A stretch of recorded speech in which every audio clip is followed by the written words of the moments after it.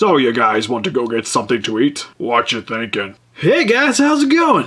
Who are you? The name's Tacit Ronin. I was in this movie called Pacific Rim. Don't you only have a scene? Well, yeah, but that shouldn't really matter. I was in it for 2 scenes. At least you guys were in the movie. Loser.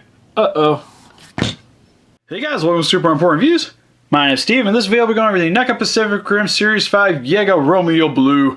This is the Jaeger that you've seen in the prologue of the beginning of the film. He's the one that you've seen parading down the street after his triumph over hardship, and I don't mean triumph over hardship like the definition, like hardship like the kaiju that he punched in the face. Ugh. And personally, I love that Neca's giving us these random Jaegers that nobody really knows about if you've seen the film.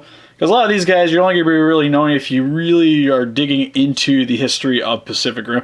Like if you've been reading the comics or the screenplay books and whatnot. Like they give you a little bit more history on these figures. And to me, especially in the film, he definitely seemed like a really odd looking Jaeger. And it really makes me excited to get this guy out of the packaging and really check him over. So without further ado, for the packaging, pretty much the same packaging we began with all the other Jaegers, with this kill count being 2. On the bottom here, it gives you a nice concept image of the figure. Nothing on the sides again. Bottom, some mumbo jumbos. For the back of the packaging, gives you a nice image of the figure in the packaging. He's a Mach 1 Jaeger, has no symbols that they decided to give us. And some of the other figures in the line with Tacit Ronin, Hong Brawl Gypsy Danger, and why not Anchorage Attack Gypsy Danger here? But I guess you can get another Romeo Blue if you really wanted to. But that's pretty much it. Let's get him opened up out of his plastic prison. Alright, so now that Romeo's opened up out of his prison, he doesn't come with any accessories, so we're going to get right into the figure, which for the head sculpt turned out actually really nice. Really love the crimson red visor here. It looks really sweet. Overall, the helmet is very reminiscent of something that you see in like Armor Core or most standard kind of mech fare. So there's nothing too really revolutionary with this one. But then again, it is one of the earliest mechs, with him being a Mark 1, so it's going to be nothing too unusual with a lot of these helmet sculpts. And he's got this little fin up here, which looks pretty nice, with some yellow here at the tip of it. And overall, it's a pretty compact head, and what's also kind of weird is it has a lot of protective plating on it, which, not actually on the helmet, but you'll see there is some plating right here. And also, it has this ginormous fin right on the front of the chest here. Which what this is for when the kaijus go to attack the helmet here, which is where the pilots are centered at. It's going to get blocked by the fin here, so it's actually an extra protective barrier for the head, which is actually a pretty different idea.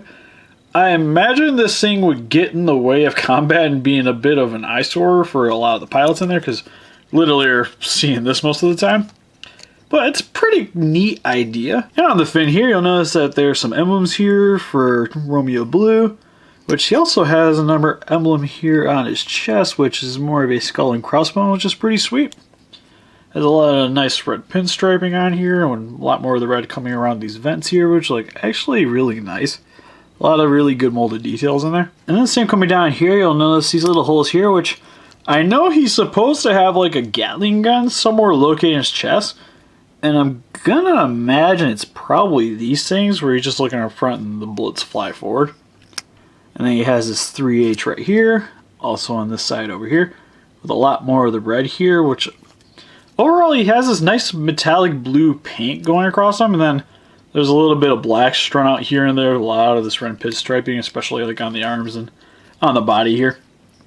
Body actually turned out really nice too.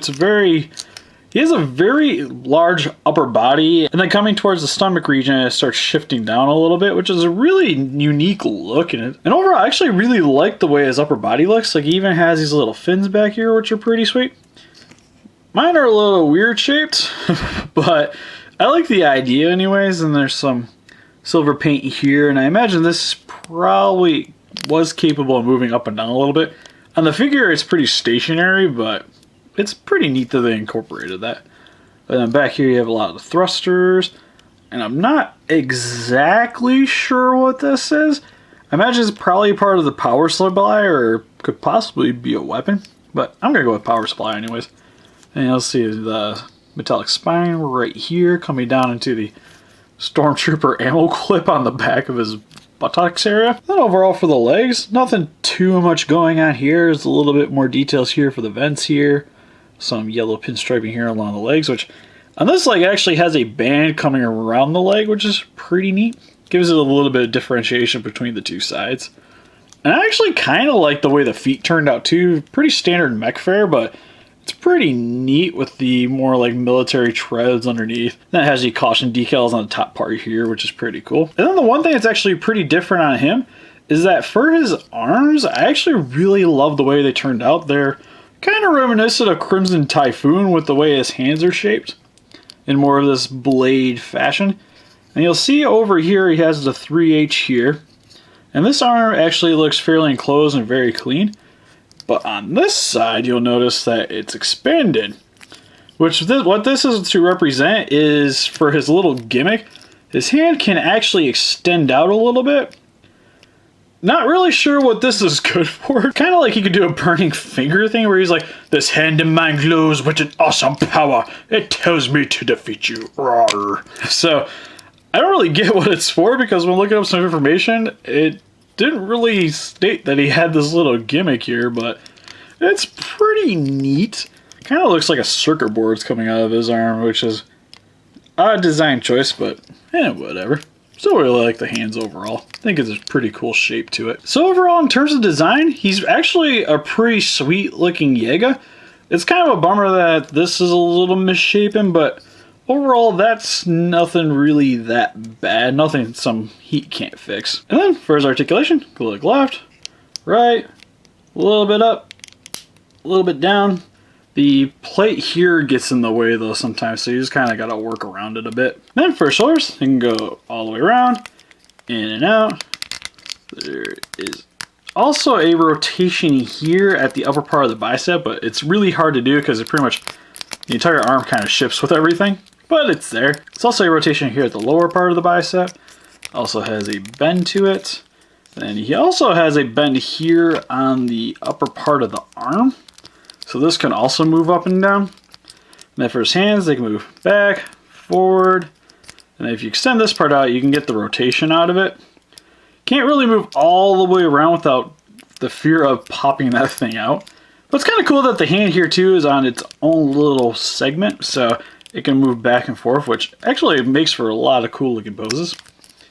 And then the same here for this arm, which again, can't really rotate all that much. And then for his waist, gonna look side to side, has a nice tummy crunch to it.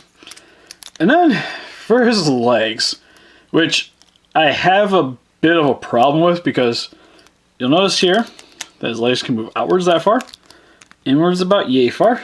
His leg can go forward, back, and then he has a rotation here. But on this side, there is literally no rotation. I cannot get this thing to move any, because you notice I can move it forward a little bit, but it literally just sets right back in. And I've tried using a hairdryer, tried using the hot water technique, and literally I cannot get this joint to loosen. Like, I'm pretty certain that this thing is glued in, which is a major bummer on this figure. It's not something that really makes or breaks the figure completely for me, but it just kind of sucks because the way his legs are positioned down here, it's a little bit cockeyed. It's not too unappealing in terms of just overall looking at it, but it would be nice to be able to move that leg a little bit, and not sure how I'm going to go about this, but that is a problem that I've had with the figure, which one thing to point out is I've seen other people have problems with this figure too, especially with the leg region, where the knee joints have pretty much come snapping out as soon as the thing gets out of the packaging, which has a lot to do with a lot of these figures sometimes have really tight joints, and when you try to move them, it just doesn't really cooperate with you well. And then one of the other reviewers I also watched too, where it's just outside the box reviews, which I have a link over in our little favorites area for other channels we really like. His review, which he actually did a really nice review of this figure as well, is his little sail fin here actually popped off, which again would be a really major bummer. Granted, that's a fairly easy fix, but it's not something that you should have to do when you get the figure. Like, it should come pretty much perfect. And then continuing on, for his knees, has a joint here and here, so he has the double joint here at the knee, so it can bend in and out. Also has a bend here a little bit lower, which is actually really nice. And then for his feet, they can rotate all the way around, and don't really have much of a pivot, but they can move slightly back and forth. So overall for the articulation, it is really nice on him. It's just that little joint there just kind of sucks, and his leg's gonna forever be kind of sticking out a little bit. Again, it's not a major issue for me anyways, but it's just something I gotta point out to you guys because it's there and it sucks. But if it wasn't for that little problem, his articulation would be phenomenal. So for some quick comparison, here's Romeo Blue with all the Gypsy Dangers that have been released so far. And here is some of the more slimmer Jaegers from the Neca Pacific Rim line with Tessa Ronin and Eureka Striker. And here is some of the more imposing Jaegers with Cherno Alpha, Crimson Typhoon, and Coyote Tango. And here is some of the Kaiju from Pacific Rim with Trespasser and Leatherback, and I really wish they would make more Kaijus. And since he's a Mark 1 Jaeger, we'll put him with an old Godzilla with the SH Monster Arts Godzilla 1964. And here is the figure I just recently got with the Figma Ryuko Motoi from Kill la Kill. Whoa, baby. How you doing? Keep your metallic hands to yourself. I'm so sorry, but look at you and your fine self. Just can't stop myself. Ah, my head. Okay, I deserve that. Oh yeah, still hot though. And here he is with Failhead. So overall for Romeo Blue, I think his details are pretty good. That could have been a little bit better done, but overall it's still a really nice looking figure, and his articulation would be awesome if it wasn't for that one joint down there. Which this is actually a first for me for the Pacific Rim line, because overall I've been actually pretty happy with the line in general, and this is really my first time ever getting a figure out of the packaging that has had some issues. I've had some issues with a couple of the NECA figures after the fact. Not gonna say names. And I'm not trying to blame NECA for this problem because, especially with how frequently I buy action figures, this problem is bound to happen with all of them. Especially like I've had some Transformers that had this problem on the packaging.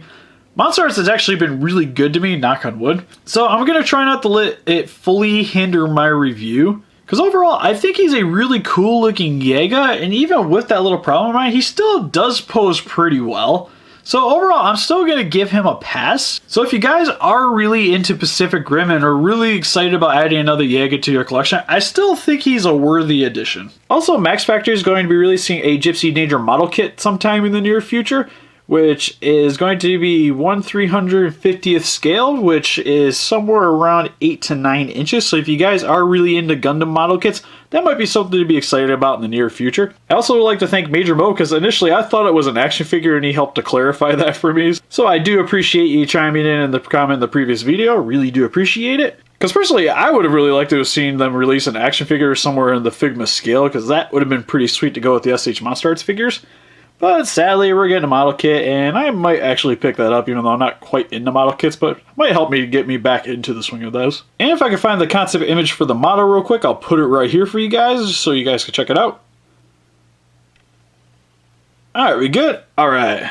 So what do you guys think? Have you guys gotten Romeo Blue? Are you guys excited about the Max Factory Gypsy Danger? Or have you guys ever had a defective action figure? Please let us know in the comments. We'll have closer pictures of them on Facebook, if you want to click the link description below. Please don't be afraid to share this video around. And if you like this and want to see more stuff like this, please give us a like, subscribe. Thank you guys for watching.